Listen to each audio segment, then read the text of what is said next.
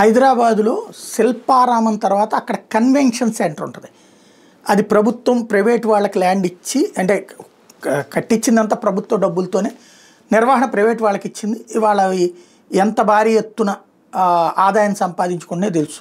అంటే ఈ ప్రధాన నగరాల్లో కన్వెన్షన్ సెంటర్లు అనేటటువంటిది భారీ ఆదాయ వనరు. ఇప్పుడు అమరావతిలో హడ్కో ఒక అద్భుతమైన పని చేసింది.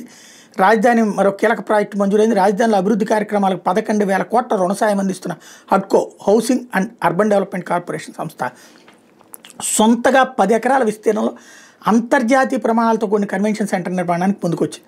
ఇందుకోసం ఏపీసీఆర్డీ ఆధీనంలో 8 ఎకరాల ఫ్రీ హోల్డ్ భూమితో పాటు మరో 2 ఎకరాలు తీసుకోబోతోంది. ఎకరానికి 4 కోట్ల చొప్పున చెల్లించేందుకు సిఆర్డీతో ఇప్పటికే ఒప్పందం చేసుకుంది. ఈ కన్వెన్షన్ సెంటర్కి సంబంధించిన సర్వేవర్ ప్రాజెక్టు నివేదిక DPR రూపుదిద్దుకుంది.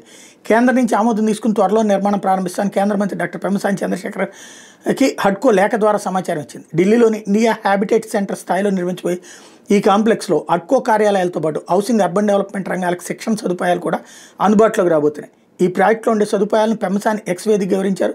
2,000 మంది సామర్థ్యంతో ఆధునిక auditorium, visual art gallery, 5 star hotel, అతిథి గృహాలు, ఇండోర్ అవుట్డోర్ స్పెషల్ రెస్టారెంట్లు, కల్చరల్ ఆర్ట్ గ్యాలరీలు, సాంస్కృతిక ప్రదర్శనలకు వేదికలు, సకల సదుపాయాలతో కూడిన secretariat, documentation centre, swimming pool, exhibition hubs నిర్మిస్తారు.